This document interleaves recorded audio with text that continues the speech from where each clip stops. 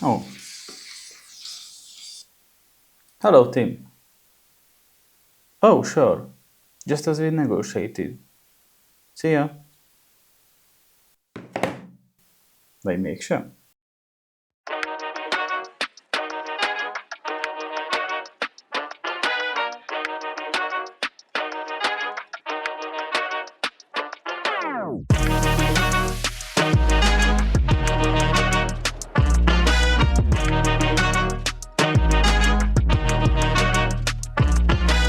Fontos letisztáznunk, hogy ez nem egy gyűlölködő videó lesz, ez csak egy objektív összehasonlítás, amit azért szeretnék megcsinálni, több legyen a nézettségünk.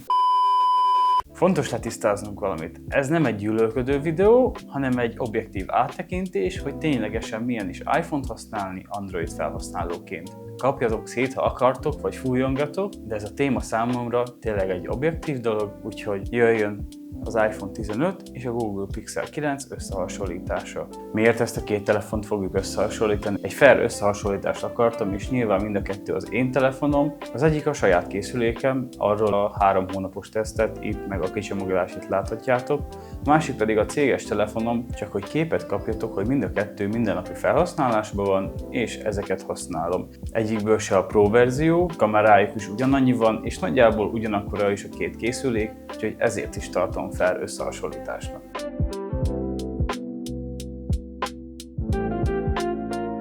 Az iPhone 15 az 2023. szeptember 22-én jelent meg, a másik pedig 2024. augusztus 22-én, nagyjából látjátok, egy év van a két eszköz között. Ebből az aspektusból is fair összehasonlításnak tartom. Nyilván van egy kis idő a kettő között, de most a leglényegesebb dolog, hogy nagyjából egy áron lehet őket megvásárolni. Beszélhetnénk a processzorról, de a Márk is szerintem igazol engem, hogy tök fölösleges erről beszélni, mind a kettő recsenésmentesen működik, mind a kettő teszi a dolgát, mint egy ilyen középcsúcs kategóriás telefonok, mivel mind a kettőből lehet jobb verziókat kapni, de processzorban semmivel nem térnek el a csúcskészülékektől. Lehet, hogy az iPhone-nál a Pro modellbe ugye egyen újabb processzor kerül, de a mindennapi használatban ez nem jelenthet gondot.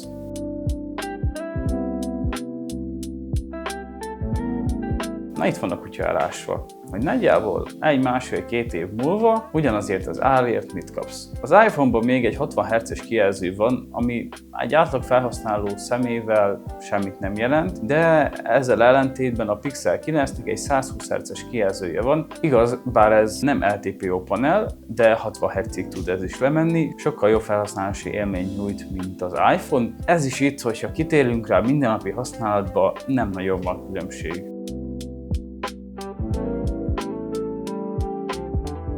És itt jön az iPhone huszárkodás, amikor mindenki ezt említi meg, amikor ilyen telefonokról beszélünk, hogy de az iPhone kamerája és a kamerája.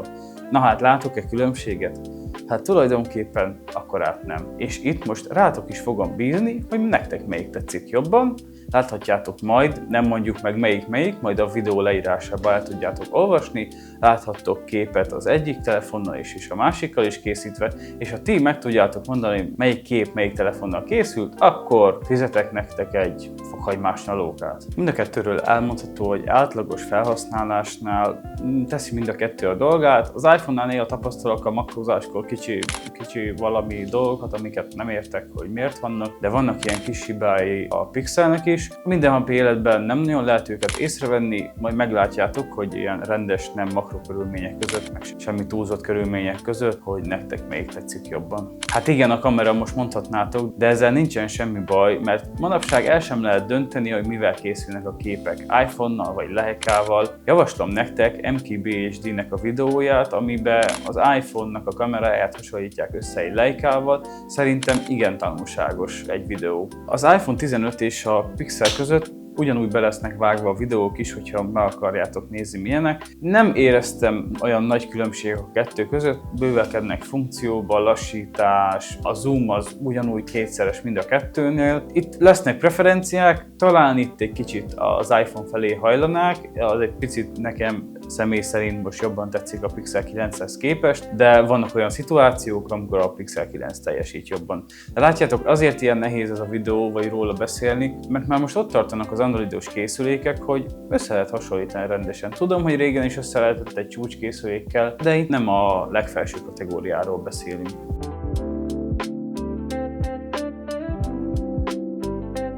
Na bár erre egyik részről sincsen panasz. Az egy napot a sajátommal is kibírom, és az iPhone-nal is, bár az enyémet ugye egy ideje használom, de az iPhone is nagyon jól bírja, meg is lepődtem, hogy mennyire jól bírja. Ugye régen az iPhone a rossz akkumulátorról volt híres, de itt a iPhone 12-nél már kijavították. Tényleg csak telefonálásra használom az iPhone-t, e-mailek olvasására, néha egy kis témi értekezletre, de ezt is több nap után töltöm. Az enyémet nyilván minden nap egy kicsit többet használom. Erre sincsen panasz, bár az enyémen azért többet használok social médiát és YouTube-ot, de az egy napot ki lehet azzal is bírni.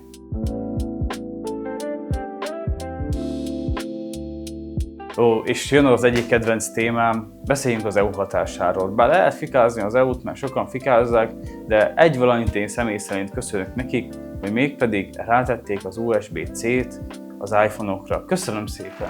Már erre vártam, hogy USB-C legyen az iPhone-on.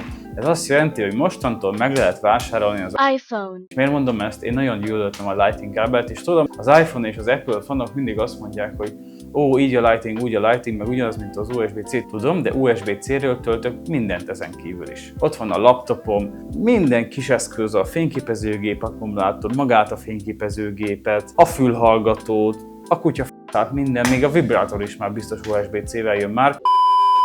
Jó az USB-C, rakjanak rá gyorsat, de szerintem ez pozitív hatással van az összes ilyen iPhone-os és androidos felhasználó között is. Ugye nekem ez ilyen fétisem, mert kapura jön, hogy Power Delivery töltővel mindent lehet tölteni, bármelyik eszközömet, úgyhogy ez nagyon tetszik. Összehasonlításképpen azért elmondható, hogy az iPhone-nak csak USB 2-es, a Google 9-nek pedig már USB 3.0-as a csatlakozója. Nem sokat viszek át rajta adatot. Tölteni is nagyjából olyan 25-30 körül lehet, azt tudom, hogy a Pixelt az pontosan 33-mal lehet, az iPhone-t is már tulajdonképpen nagyjából ennyivel lehet tölteni, de erről sincsen panasz, és ezért nem akarok kifejezetten a specifikációkról beszélni, mert nem kell tudnom ahhoz, hogy tudjam használni az eszközöket. Ez nem egy ilyen specifikáció zengető dolog, hanem hogy milyen is élményként használni. Fontos leszögeznem, hogy ezek a változások szerintem előre visznek minket annak érdekében, hogy kicsit egyszerűbb legyen az élet. És emiatt az éles határok elmosódnak és hasonlóbbá válnak a termékek egy kicsit egymáshoz. Ezért is érzem egyre könnyebbnek a rendszerváltást, vagy a könnyebb átvészelését a rendszerváltásnak. Nem annak a rendszerváltásnak. Még a Google készülék a beépített AI funkciókkal virít, AI képek, beépített Gemini, az Apple egy összeforrott, kifinomult ökoszisztémát biztosít számunkra, lásd az AirDrop-ot, vagy a zene továbbhallgatását egy másik készüléken, vagy hogyha fel akarod venni a telefont, akkor a Mac-eden is felveheted. Ezek nagy pluszok.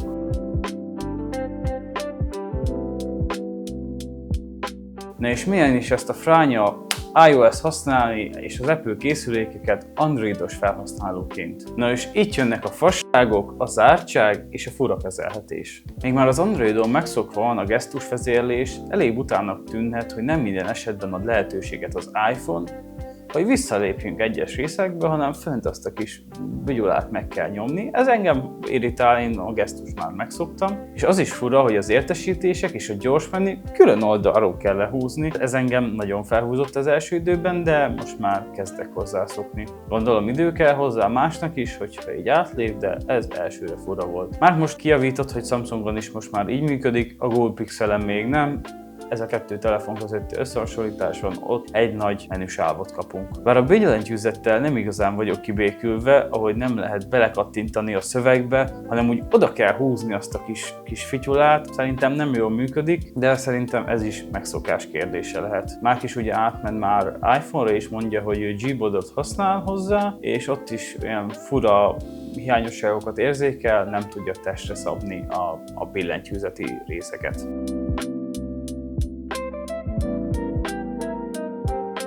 Beszéljünk az ilyen kis okosságokról, amit a rendszer nyújt nekünk. Vannak ezek a kis okos kiegészítők, mint a valós idejű szintezés, mérés, de ez nagyon jó, már az iPhone 7-nél is láttam, hogy így méregettük vele a dolgokat, és arányilag pontosan meg tudtam mondani. Szerintem, hogyha meg kellene mérni egy szoba hosszúságát, ezzel is meg tudnám mérni, ha véletlenül nincs nála mérőszalag. Na ez nagy plusz az iPhone-nak és a Apple rendszerének. Munkakörnyezetben már nem egy példa volt rá, hogy egy közelítő értéket be kellett satszolnom, hogy milyen szögbe áll valami, és a dőlés szögét meg lehetett határozni az iPhone-nak a segítségével, úgyhogy szerintem nagy plusz neki, és tök sok időt megspórolt, és így nem kellett újra megcsinálnom és terveznem dolgokat.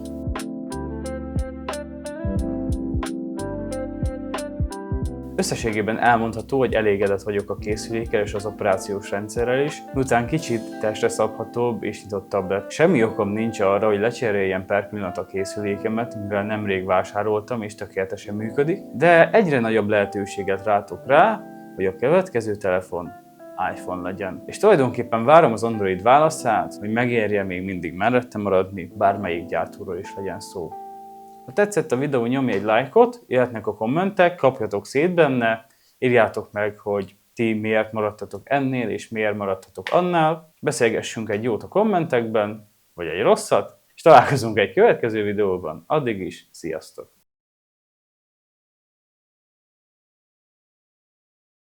Fontos letisztáznom most itt, az Apple és az iPhone nem státuszszimbólum. Az utolsó 12 és 8 éves gyereknek is iPhone-ja van. És nem drágább sokkal, mint az androidos készülék. Olvassatok utána, hogy a státuszszimbólum, nem azért vesszük meg státuszszimbólum, ne azért vegyétek, mert meg vagytok róla győződve, a jó készülék, és kihasználjátok a funkcióit.